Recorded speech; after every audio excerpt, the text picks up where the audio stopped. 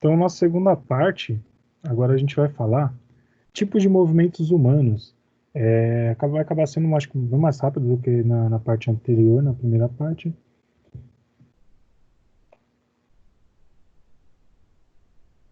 E esses tipos de movimentos, também relacionados, né, a fundamentos básicos do movimento humano, e esses padrões do movimento relacionados, então, se a gente pensar na parte que a gente falou bastante nas aulas anteriores, principalmente teve uma na aula que a gente teve presencial, que eu falei para vocês sobre a marcha, né? Então, o movimento humano, o que é o movimento humano, eu cheguei a falar em aulas anteriores, que é o ato de se movimentar, e a gente vai relacionar já essa parte, né? Já mais aos esportes, né? Vai movimentar mais relacionado, então, ao que são os esportes dentro do, das aulas de educação física propriamente dito, né? Então, vamos lá. Só arrumar aqui, que tem um negocinho que às vezes fica me atrapalhando a imagem.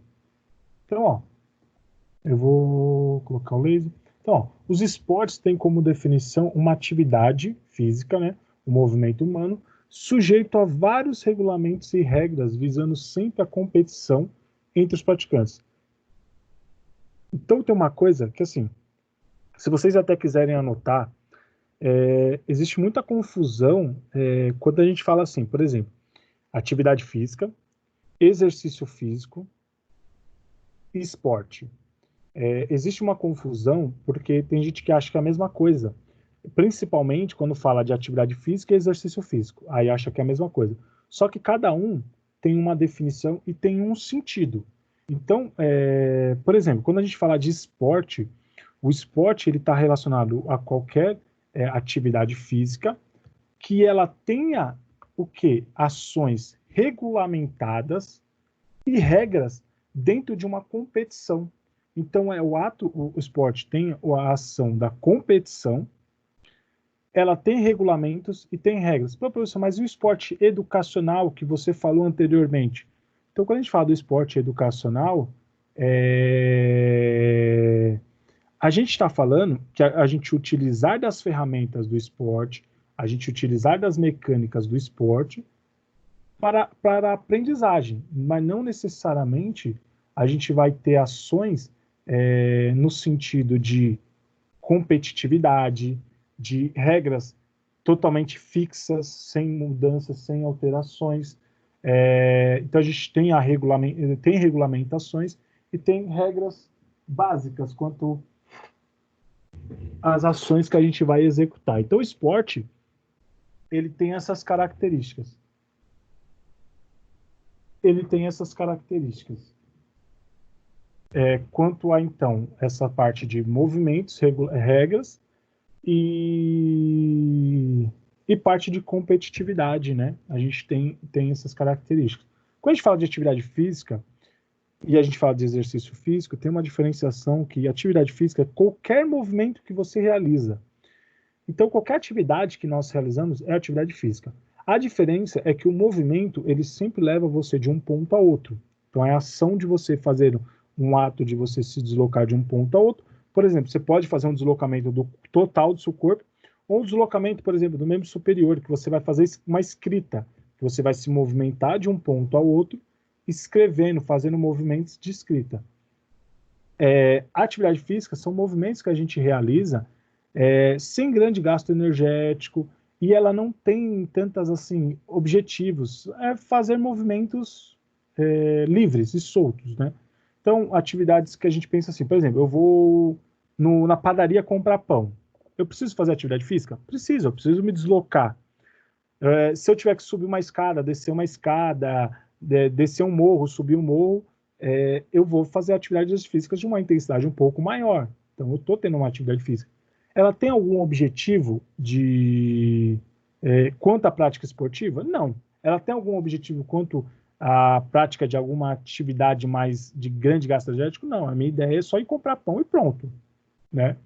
Agora, no caso, por exemplo, exercício físico, a diferença é que você faz exercícios pensados, planejados e eles são objetivados, eles têm objetivo quanto à execução deles.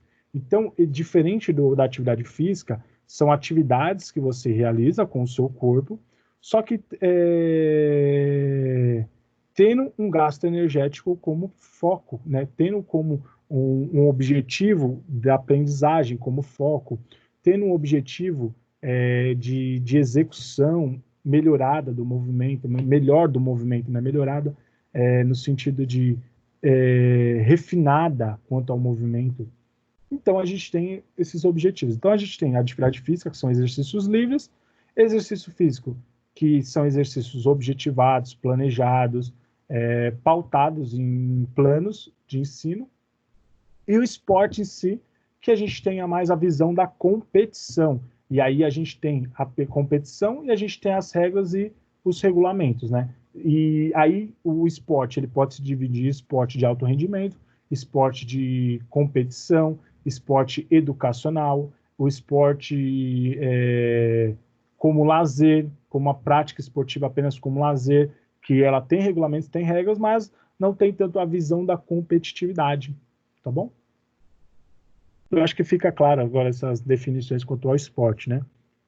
E ó, qualquer outra manifestação de movimento que não envolva esses fatores que foram mencionados não é considerado esporte. Então, se não tiver regulamentos, regras, e até a competitividade, eu acho que também não caberia tanto, mas teria competitividade assim, se, por exemplo, a superação da pessoa, né? Mas se a gente pensar nesses quesitos maiores aqui, de regulamentos e regras, eles não são esporte, eles podem ser exercícios físicos, eles podem ser atividades físicas, eles podem ser outras práticas não relacionadas ao esporte em si.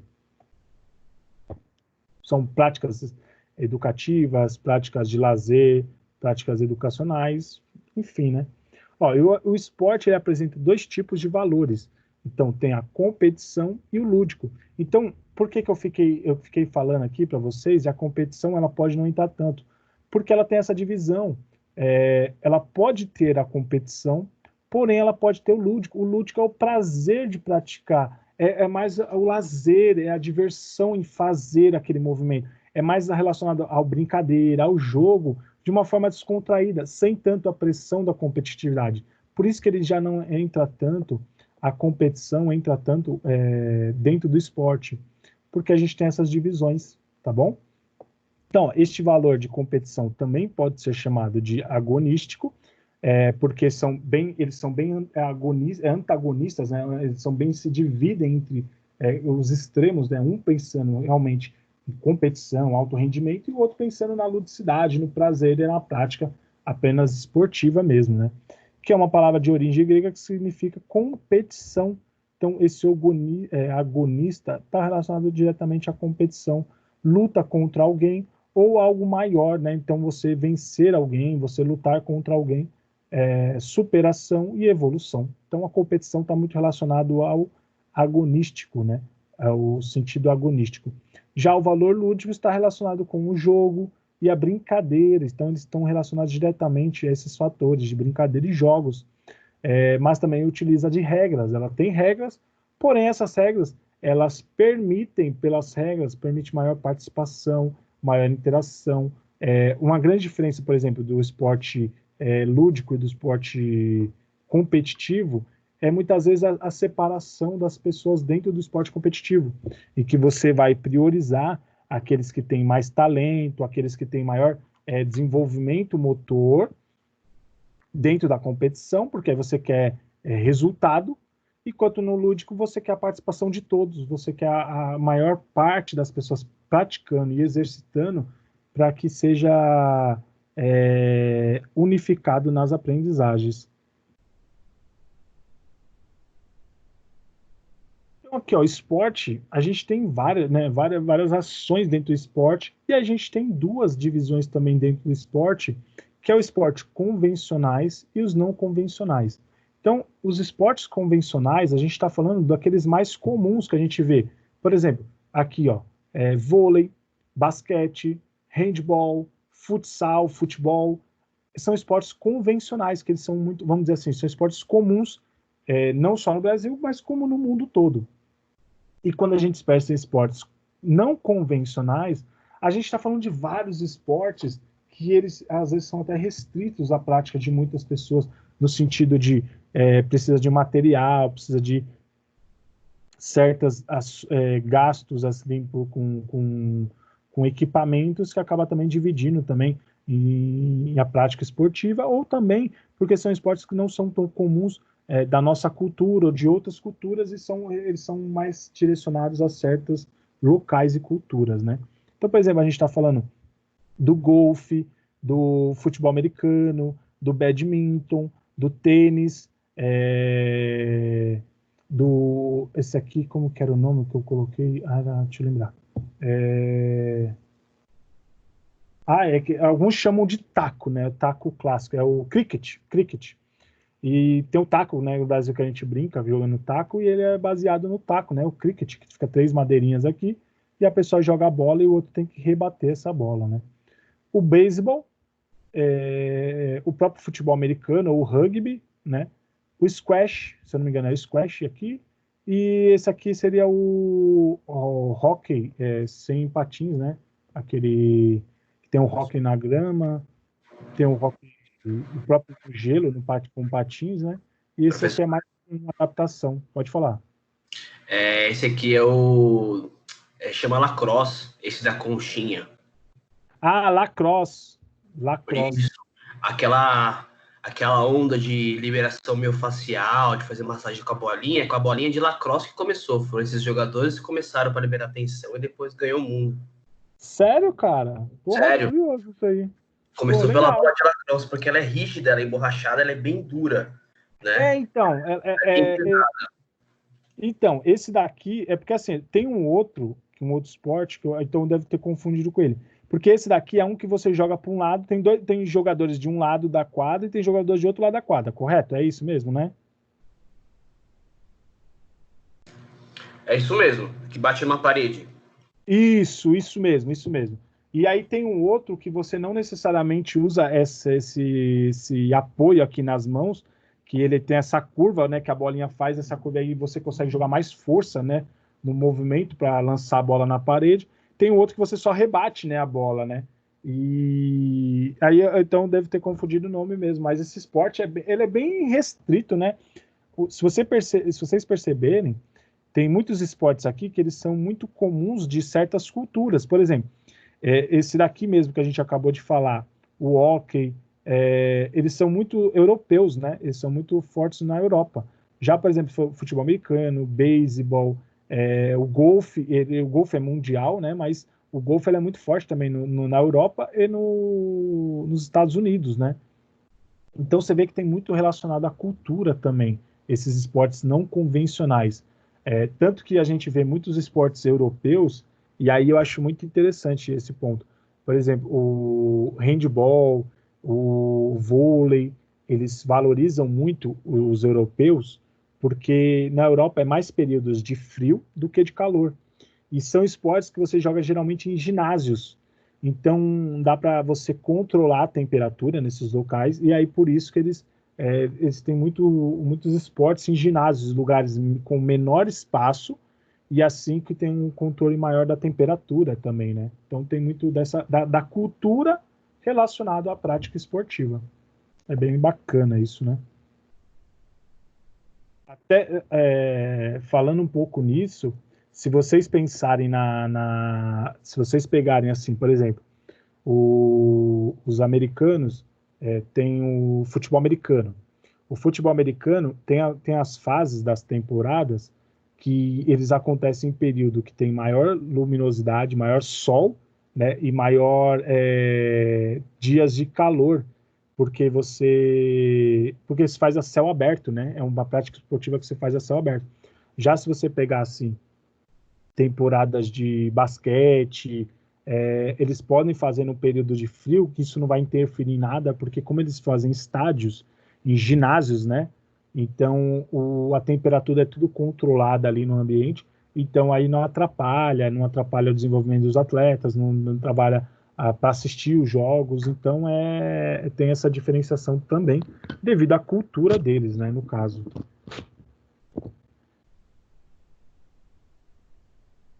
Vamos lá. Então, ó, o esporte e o movimento humano, se a gente pensar, então, ó, nessa matéria-prima do esporte, que é o movimento humano, por ser ele ainda não existiria o esporte, né? Sem o movimento humano, o esporte não existiria. Ele não aconteceria, porque a gente precisa diretamente do movimento para que alcançar o objetivo do esporte. Então, por exemplo, no handball, que o objetivo é marcar o ponto, marcar o gol, né? Então, o atleta ele precisa realizar certos movimentos específicos, às vezes, dentro do esporte, para que ele consiga alcançar o seu ponto. No basquete, no vôlei, que você precisa desvencilhar, às vezes, de um bloqueio e precisa fazer o toque perfeito na bola para tirar do bloqueio. Então, você precisa de movimentos específicos. Então, o movimento humano está diretamente ligado ao esporte. E sem o movimento humano, o esporte não existiria. E assim precisamos tomar cuidado ao analisarmos o movimento humano, não para ficarmos presos apenas à biomecânica.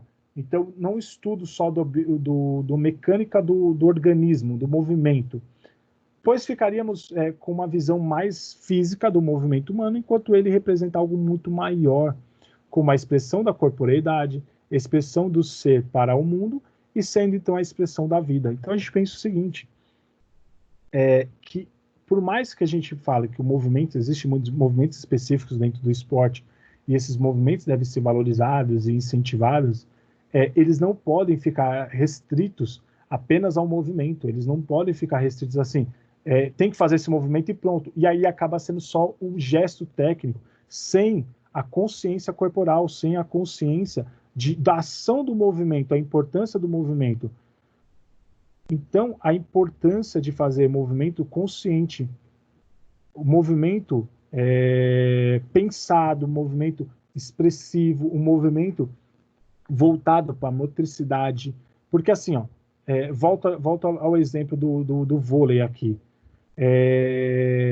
Se a gente pegar, por exemplo, a equipe adversária fez um bloqueio, ela fez o ato de bloqueio, ou um bloqueio simples com uma pessoa, ou um bloqueio duplo, ou bloqueio triplo com 3 pessoas, né? O ato desse bloqueio, ele vai interferir, a ação desse bloqueio, ele vai interferir no meu ataque.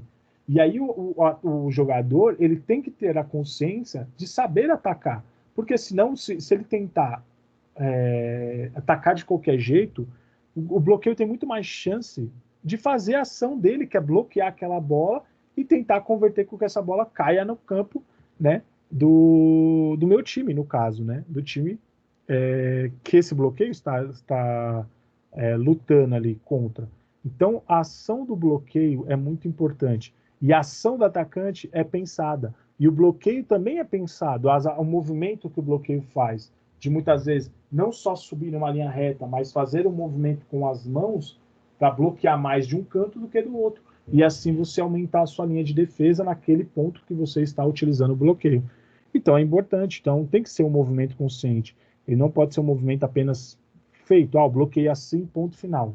E aí nunca vai funcionar dessa forma. Não vai ser só fazer isso. Tem tudo uma gama de informações por trás dessa ação do movimento humano.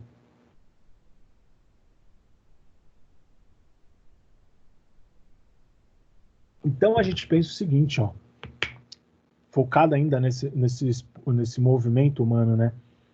A maioria dos estudos está mais voltado para a análise técnica dos movimentos, não se preocupando com o significado subjetivo deles. Então, quando a gente pensa assim, não, o importante é os movimentos. Então, os estudos sempre vai focar nisso. Não, o importante é a realização dos movimentos, o importante é fazer os movimentos. Só que falta uma grande visão do movimento consciente, dos movimentos que acontecem dentro do jogo. Por exemplo, pega nesse GIF aqui, os atletas jogando badminton. O atleta, ele não está usando movimentos comuns do jogo que ele faz. Olha essa última bola que ele pegou aqui, olha essa última volante que ele pegou aqui no rebatendo. Ele caiu e ele só levantou a raquete e ele bateu na bola e a bola caiu no campo adversário. Tanto que o cara fica indignado com a ação disso. Olha esse outro atleta pegando a bola ali, que é rebatida. É um movimento que não é treinado, comumente treinado. E o atleta pegou a bola e ali ele venceu. essa jogada. Ele ganhar essa jogada, o outro atleta também pegar a bola. Então, por exemplo, a regra no caso desses dois esportes aqui, né, do cricket e do beisebol, é que o jogador, ao rebater e essa bola é pega no ar, ela é marcado um ponto para o time que lançou a bola. Então, o time que rebateu não marca ponto. E aí o jogador pegar a bola ali numa ação que não é costumeira acontecer, significa uma grande ação consciente do movimento. Não é só movimentar. Então os focos que existem dentro dos estudos voltados apenas para a análise biomecânica dos movimentos, elas não podem ficar restritas somente a isso, porque a gente sabe que o movimento é muito mais amplo, o movimento é muito mais rico do que só execução de movimentos, sem consciência desses movimentos. Então, para os praticantes de esporte, o movimento humano significa uma expressão da própria corporeidade, por meio de uma intencionalidade. Então, a gente está falando da intencionalidade que o atleta toma, uma decisão que ele toma, que influencia diretamente no jogo, influencia diretamente no resultado do jogo. Imagine se esse daqui é o último ponto, e o atleta faz isso, é o último ponto, acabou, encerrou o jogo ali. Então imagine a ação, a importância da ação, então da intencionalidade do movimento. Em cada movimento humano existe uma realização de valores que vão dando significados a todos os movimentos praticados, de forma que todos os praticantes de esportes obtêm uma maior significação de seus movimentos de acordo com todos os valores que direcionam a sua vida. Então, a gente vai pensar um pouquinho agora nas atividades rítmicas. E as atividades rítmicas, dentro dessa proposta do esporte, né, e da ação do movimento. Então, as atividades rítmicas são indicadas para o início de todas as aulas, possibilitando que todos iniciem coletivamente para uma mesma atividade, né? Então, todo mundo inicia junto, assim, fazendo um aquecimento e até uma preparação mais efetiva, porque todos vão fazer essa mesma preparação, com uma ação harmoniosa, né? Uma finalidade mais harmoniosa, porque é um trabalho em equipe, muitas vezes um trabalho em conjunto que eles vão fazer. Então, os indivíduos que estão participando da atividade nem percebem que já entraram nela. Olha que interessante. Por ser uma atividade que você pode usar já ações dentro dessa atividade que vão gerar a preparação para o esporte em si. Por exemplo, desses gifzinhos que eu coloquei para vocês, assim. Se a gente está falando assim, pula corda, por exemplo, a ação do pular corda, ele está diretamente ligado, por exemplo, ao ganho de força de membros inferiores, para poder ajudar, às vezes, num outro esporte, na prática de um esporte específico, como handball, que utiliza bastante saltos, vôlei, que utiliza bastante saltos. Então, o ato de pular corda pode ser um aquecimento vantajoso dentro da prática do esporte em si, né? E aí é fundamental preparar todo o ambiente antes de que inicie as atividades recreativas. Então, quando a gente fala de atividade rítmica, uma coisa que nós temos que ter como profissionais é a preparação do ambiente. E essa preparação, ela deve ocorrer antes, porque a gente acaba usando muitos materiais. Por exemplo, se você vai fazer atividades de slalom, que a gente chama de zigue-zague, então você tem que posicionar cones, você tem que posicionar objetos, que eles vai ter que se desvencilhar desses objetos, fazendo zigue-zague, slalom, que é chamado, né? Então essas ações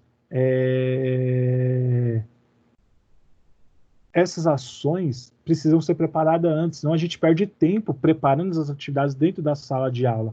Então, assim, imagina um aluno só tem 45 minutos de aula de educação física, e a gente perde 15 minutos só preparando o ambiente e preparando os alunos, explicando para os alunos. Ele já perdeu um terço da aula, praticamente. Então, ele só vai ter 30 minutos de aula, ele perdeu um terço da aula. É muito importante que a gente otimize cada vez mais a aula. Então, o ambiente já tem que ser preparado. O ambiente já está com uma preparação prévia e a gente só vai dar as explicações básicas e eles já vão iniciar a atividade.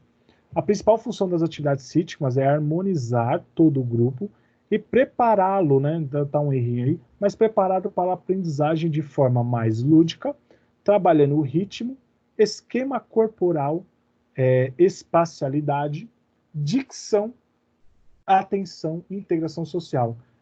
Só nos quesitos aí, né? Então, lúdico, né? A gente já está falando, já focado nisso, né? No lazer, na prática, no bem-estar, na brincadeira, no jogo, tá aí encaixado. Ritmo, vai trabalhar muito ritmo, né? Atividades rítmicas, já fala o nome, né? Ritmo vai se trabalhar muito. O esquema corporal e espacialidade, que é uma coisa que a gente já discutiu bastante. Atenção, foco, atenção, integração social, vai trabalhar muito, porque é um trabalho feito em coletivo. Só que essa dicção, e a dicção a gente está falando muito, está relacionada à fala, né? A utilização das palavras, a coerência na utilização das palavras, o termo correto das palavras. Então, a gente usa muito atividades rítmicas, a dança, a gente usa muito nas atividades rítmicas, rodas cantadas, que nem esse gifzinho que eu coloquei, essa fotinho que eu coloquei aqui em cima. Então, rodas cantadas que utilizam muito de atividades rítmicas, atividades lúdicas, esquema corporal, espacialidade, atenção aos movimentos que estão sendo executados, junto com a música, e aí a dicção, e junto com a integração social, porque eles fazem de forma coletiva. Olha que legal. Então, são pequenas atividades que a gente consegue fazer esses trabalhos com ganhos em todas essas competências. E as atividades rítmicas devem ser repetidas ao longo do prazo, pois vão desenvolver qualidades e habilidades para a execução de outras funções. Então, elas não podem se restringir a apenas uma execução, numa única ação. Fiz uma vez na minha aula e nunca mais vou fazer. Não, eu tenho que incentivar, eu tenho que praticar isso, eu tenho que colocar essas atividades. Às vezes eu faço pequenas mudanças, só que eu sempre vou inserindo dentro das minhas aulas, principalmente nas faixas etárias. Na infância ali, até os 12 anos, 10 anos, 8 anos, a gente usa bastante isso, porque precisa desenvolver essas competências, né? E a gente precisa trazer essa melhoria, então a gente usa bastante as atividades rítmicas. E aí, só para terminar, né? Então, eu falei para vocês que ia ser bem rápido essa parte aí, né? Eu acho que, na verdade, será que eu coloquei? Ah, não. Apertei o final aqui. Na verdade, tem mais 2 slides. Então vamos lá. Eu comi bola agora, né?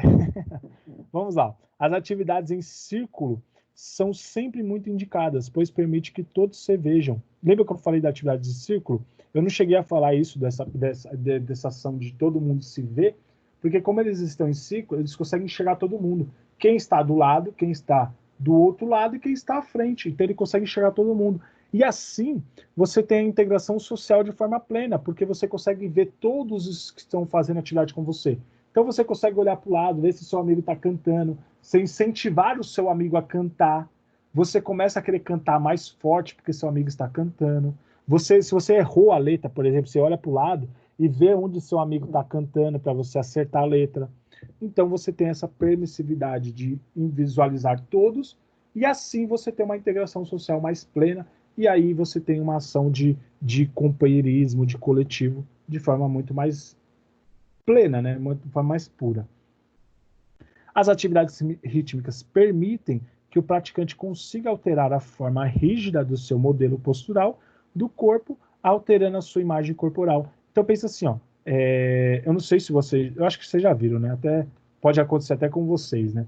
Que adultos que eles não têm nenhuma expressividade corporal no sentido assim de movimentação para a dança, por exemplo, ele vai fazer uma dança e é totalmente rígido, né? A pessoa totalmente postura assim sisuda, ela não tem uma postura de flexibilidade, vamos dizer assim, quanto às ações. E aí a atividade rítmica ela permite isso, ela permite quebrar um pouco isso, essas ações mais de posturas mais rígidas, mais tensas, e permite maior movimentação, permite maior riqueza dos movimentos, e assim maior flexibilidade e riqueza corporal dos movimentos, né?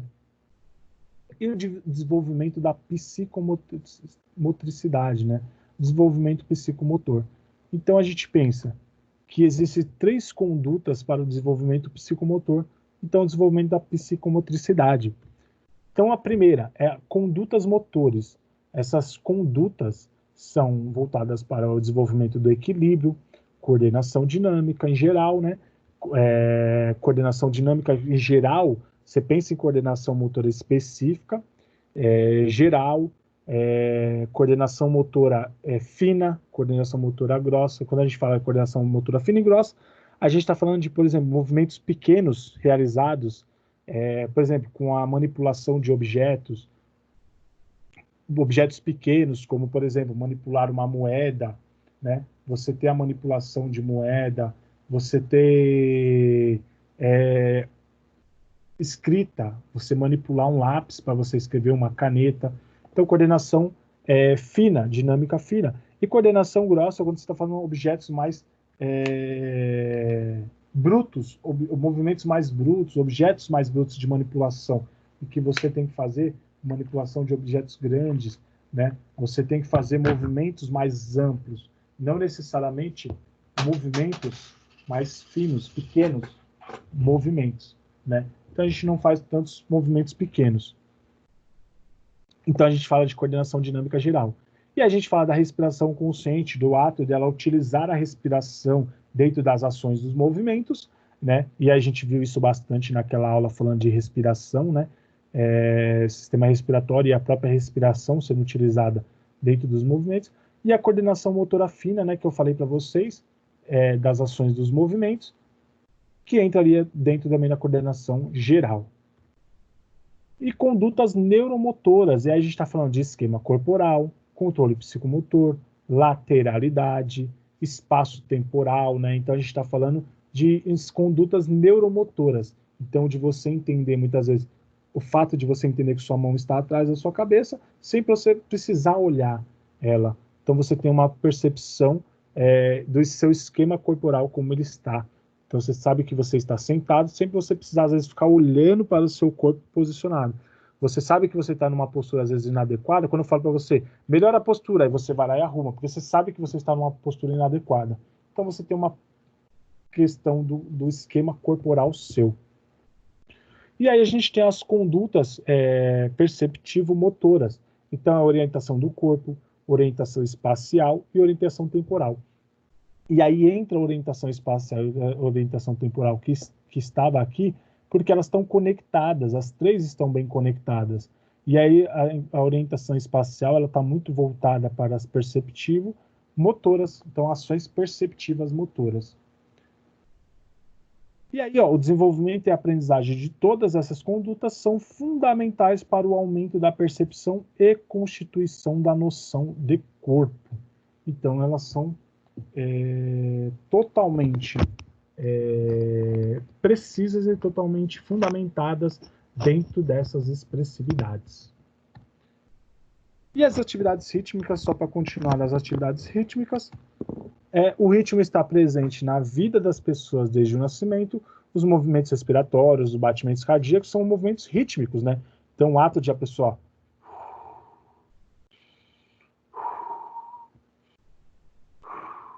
o ato dela respirar, o seu batimento cardíaco, que vai se elevar em um ritmo cardíaco maior, vai se abrandar, então ele vai diminuir em um ritmo cardíaco menor. Então, é um ritmo cardíaco, né, os batimentos cardíacos. E a aplicação das atividades rítmicas, então, na escola, possibilita um aumento da comunicação e o conhecimento do mundo por parte do aluno, auxiliando a desenvolver a percepção espaço-temporal.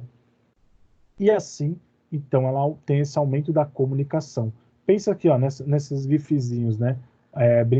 Rodas cantadas feitas aqui com a professora e os amigos fazendo.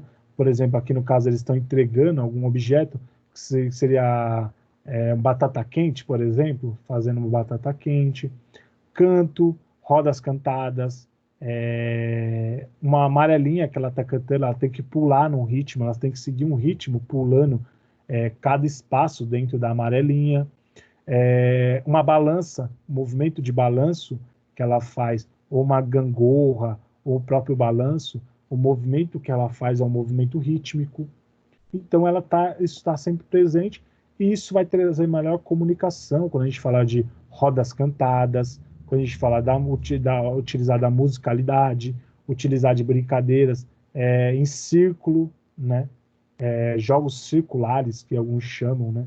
Então a gente usa bastante disso, e a gente tem esse desenvolvimento da comunicação, porque utiliza muito da fala e da interação verbal da comunicação.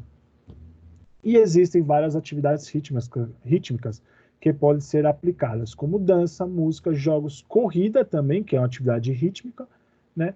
Entre outras atividades. Então, dança, não tem nem como falar que não tem ritmo, né? Porque você precisa de um ritmo para poder dançar. Música, você precisa entender a música, você precisa ouvir a música, você precisa se expressar ao som da música. Os jogos, quanto às ações dos jogos, ali, jogos coletivos, jogos individuais, a própria corrida, que são ações que têm ritmicidade, né, dentro do seu movimento. E o início dessas atividades é indicado desde a primeira infância, pois é a época mais favorável ao desenvolvimento da sensibilidade, coordenação e associação de gestos e movimentos. Então, nas primeiras infâncias, se a gente trabalhar isso de forma mais otimizada dentro das primeiras infâncias, né? E aí, primeiras infâncias, a gente fala de 0 a 4, de 4 a 8 anos. Se a gente trabalhar, quanto antes a gente trabalhar com as atividades rítmicas, melhor para o desenvolvimento dessa criança, né? Tanto para a sensibilidade à coordenação, tanto para a associação de gestos e movimentos. E aí, consequentemente, por exemplo, da fala, né? O desenvolvimento da comunicação, que nem a gente viu anteriormente. E aí, recreações e atividades recreativas, né? Dentro dessas atividades rítmicas e atividades recreativas, o que elas podem proporcionar para a aprendizagem também, né? Então, existem diversos significados nos dicionários para as palavras recreação. Para uns, é considerado diretamente lazer, e eu já falei isso para vocês, né? Que recreação está ligado diretamente ao lazer. Porque alguns autores que eu acompanho falam muito disso, né? Da recreação ligada diretamente ao lazer e à brincadeira, à ludicidade. Pois o lazer poderia ser classificado como um campo muito amplo de estudos. Tanto que na faculdade na USP tem um curso universitário que é chamado de faculdade de turismo e lazer, né? Então você vê a importância do lazer dentro dessa amplitude de conhecimento, que são estudos muito amplos e pesquisas dentro desse conceito do lazer. Enquanto a recreação seria um conjunto de atividades desenvolvidas relacionadas com o lazer. Então, aqui, alguns autores falam o seguinte: o lazer seria o principal e recreação está dentro do lazer. Não que recreação seja o lazer, mas o lazer e a recreação está dentro do lazer. É como se o lazer fosse o principal e a recreação é uma das ferramentas que vão permitir que aconteça o lazer. Faz sentido? Então, vou até pegar de novo esse gancho aqui. Então, enquanto a recreação seria um conjunto de atividades desenvolvidas relacionadas com o lazer. Para outros, recreação e lazer possuem o mesmo sentido, visto que ambos apresentam uma essência lúdica. E aí, no caso aqui, né? No caso, eu falaria que eles entram muito como próximos, né? Recreação e lazer como possuem o mesmo sentido. Para alguns autores, eles falam que recreação está dentro do lazer, porque o lazer é muito amplo. E eu concordo que o lazer é muito amplo, o sentido de lazer, né? O fato de, às vezes, você estar em casa sem assistir um filme, você está no seu momento de lazer. Ou o fato de você pegar e sair de bicicleta e se deslocar até o seu trabalho, muitas vezes é o seu momento de lazer que você tem até o trabalho, o foco, né, e trabalhar, mas você tem um momento de lazer de você ir para trabalhar de bicicleta. Então já é uma outra ação, né? Então, essa participação lúdica em uma atividade de recreação será sempre prazerosa e produzirá no indivíduo ou na sociedade um movimento de mudança positiva, de renovação, revigorar, né, um ato de revigorar da mente, do corpo ou de ambos. Então, essa ação lúdica ela é muito necessária dentro da sociedade.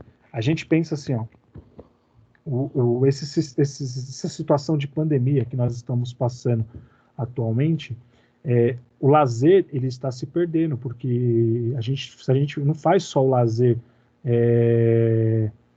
dentro de casa, né? A gente não faz só o lazer no ambiente familiar. O nosso lazer é muito amplo.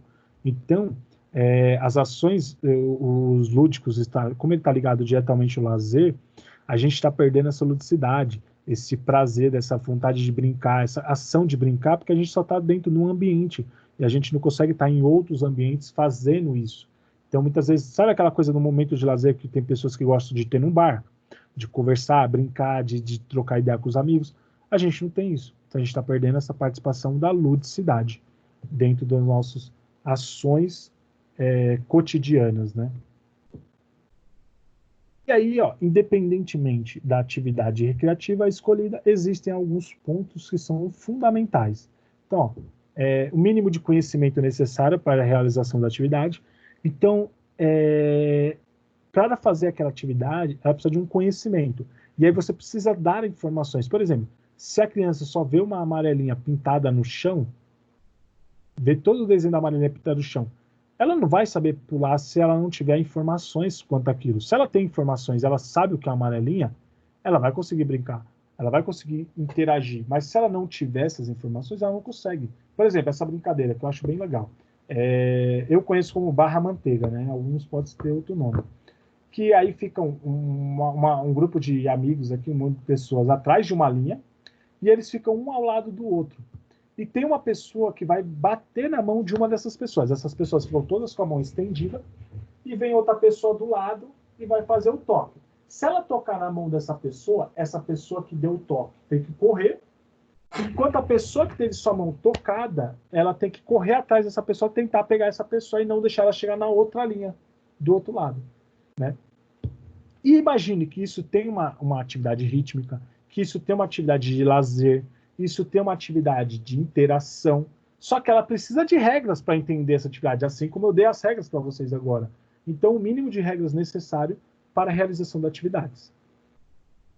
Habilidades de expressar-se na condução da atividade recreativa. Então, assim, qual que vai ser a reação? Como que ela tem habilidades necessárias e expressivas para fazer aqueles movimentos, para fazer aquelas ações? Então, ela necessita disso também, dessas habilidades expressivas, né? Criatividade para criar e desenvolver a atividade. Essa criatividade, tanto da criança em fazer a atividade, né? Porque imagina aqui que ele vai decidir tocar na mão de alguém. E ele, muitas vezes, ele tem que decidir, ou ela decidir tocar na mão de alguém, às vezes numa pessoa mais fraca, saber para onde vai correr, talvez ele não correr em linha reta, mas ele correr por um ponto e depois correr para outro ponto, para tentar se desvencilhar do adversário. Então, é a criatividade que você permite ali naquela atividade.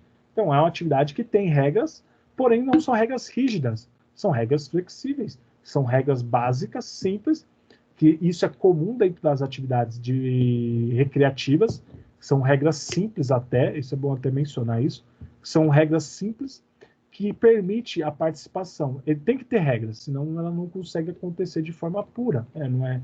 Mas são regras simples que permite maior criatividade e maior desenvolvimento cognitivo e expressivo dentro dos movimentos.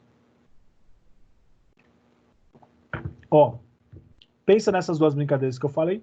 Pensa na queimada. São regras muito simples a queimada, né? Tem um time de um lado, time do outro lado.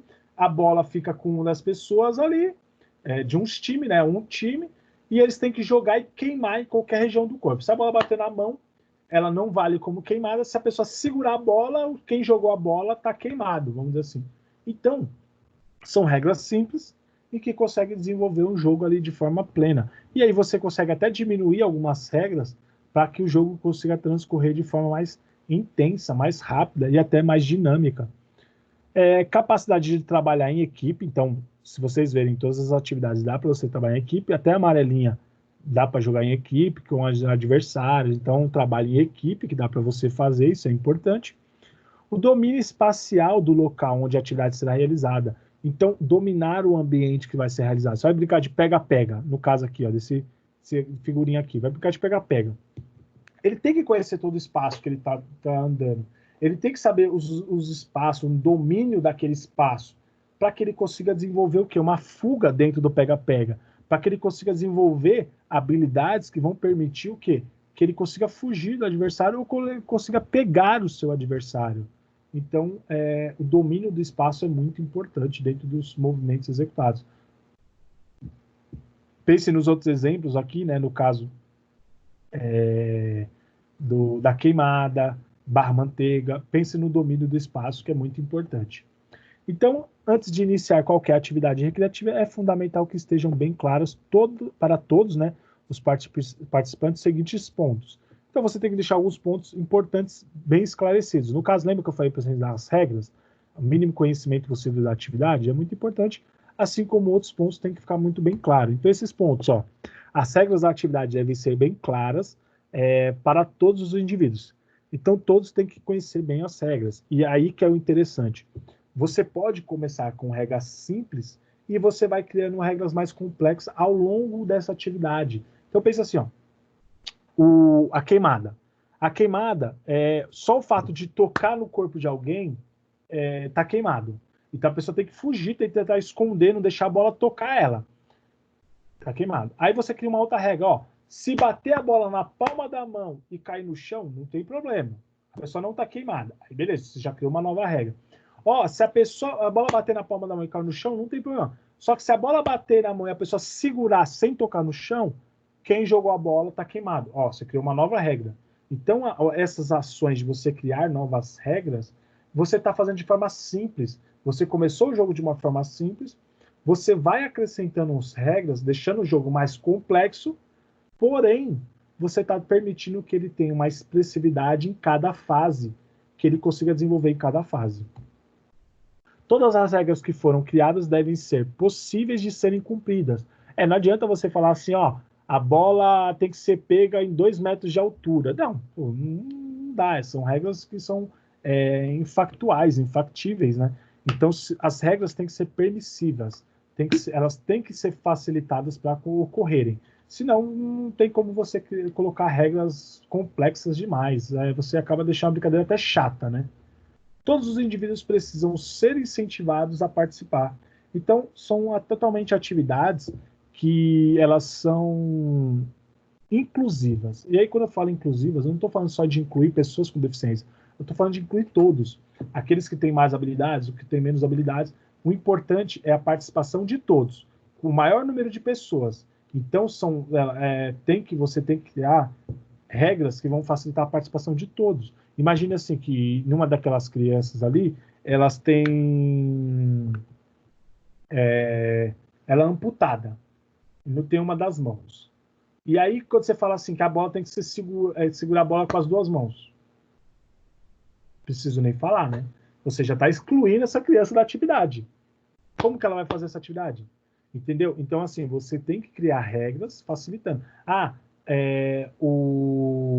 regra, você pode segurar a bola com a mão ou com o corpo, juntar a bola no corpo, não sei, você criar situações que a bola bateu na palma da mão, quem jogou a bola tá queimado, porque essa criança que tem somente uma das mãos, vamos dizer assim, ela consiga fazer esse movimento, deixar a bola bater na sua palma da mão e deixar que o outro time então tenha perdido um dos seus jogadores. Então olha que legal. Então ela tem que ter a inclusão de todos. Então, e não só das pessoas com deficiência, mas as pessoas que têm poucas habilidades quanto aos movimentos também, tá bom? Sempre deve haver justiça e imparcialidade. Então, aquela coisa de o próprio professor começar a torcer mais para um time A, para o time B, não pode. O professor favorecer o time A, o time B, não. Tem que ser regras iguais para todos. Mesmo que no time A tem aquela criança que tem deficiência, o professor quer favorecer aquela criança na aula, não é legal isso. Tem que favorecer todos por igual. Porque assim, você tem que incentivar a prática desportiva daquela criança, não que ela crie vantagens dentro das suas ações, porque isso não é legal, ela não está aprendendo com isso. Na verdade, ela está regredindo quanto a isso, porque ela vai ser sempre vista como um coitado, e não é o ideal. A pessoa com deficiência não pode ser vista como um coitado, por exemplo. E no final, né, o término do jogo deve acontecer sempre antes que o interesse dos participantes que estão realizando a atividade acabe. E aí é uma coisa que é muito assim, isso vai muito da experiência do professor. Vocês vão perceber que vocês vão passar atividades e vocês acabam perdendo o feeling do jogo, e o jogo vai se tornando chato já, tá muito repetitivo, porque tá a aula inteira da educação física com a mesma atividade, e os alunos já estão de saco cheio. Pô, sabe, eles já perderam a motivação. E aí isso pode trazer o quê? Uma boa atividade, ela se torna uma atividade ruim, uma má atividade. Porque as crianças vão perder a motivação até para praticar ela de um outro momento. Ela vai achar sempre uma atividade chata. Então é importante que o profissional ele tenha essa percepção da atividade, e ele tem essa percepção que a atividade ela está se tornando chata ou não, vamos dizer assim. E aí ele tem que ter essa ação de intervenção de forma mais indireta ou indireta, né? Quanto à atividade. E aí as considerações finais, e agora sim, terminando, né, o nosso slide, todas as atividades que forem planejadas, elas devem abranger, de preferência, os 6 conteúdos que são considerados parte do lazer.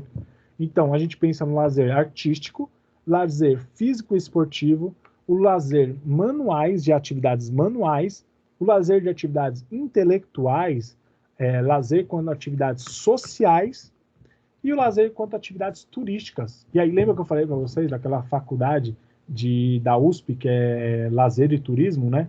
E o turismo está relacionado com o lazer. E elas são partes, essas 6 partes do lazer, a gente tem aqui o físico e esportivo, que é o que a gente estava falando, por exemplo, da parte recreativa, da parte de atividades rítmicas, elas estão dentro do lazer, e elas estão aqui como atividades físico-esportivas também.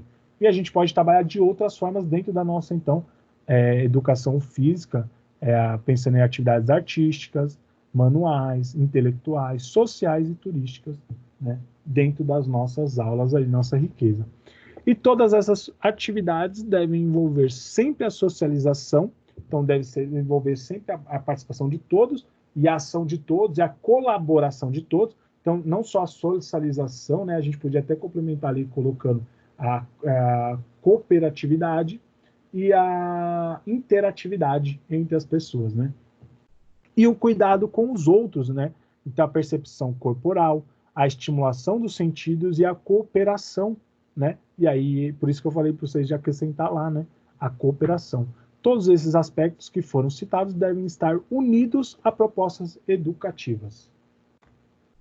No final, como reflexão pós-aula, observe exatamente nesse momento o eu, se você, no caso, né, está... deixa eu ver essa frase que eu acho que eu escrevi errado aqui, vamos ver. Observe exatamente nesse momento o eu está à sua volta. Eu acho que eu escrevi errado, eu não sei, mas enfim, ó. A ideia aqui que seria o quê? Que eu queria que vocês olhassem.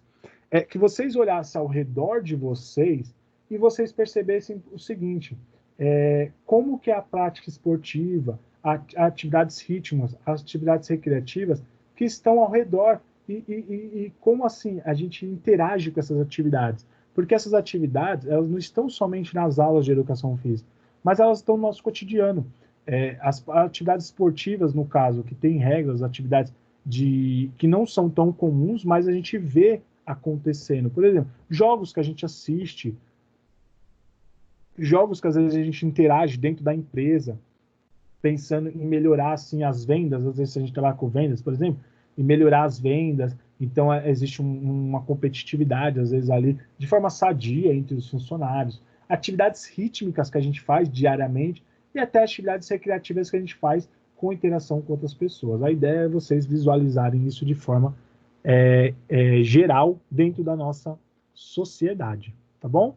Então, terminamos essa parte. Olha que legal. Deixa eu parar.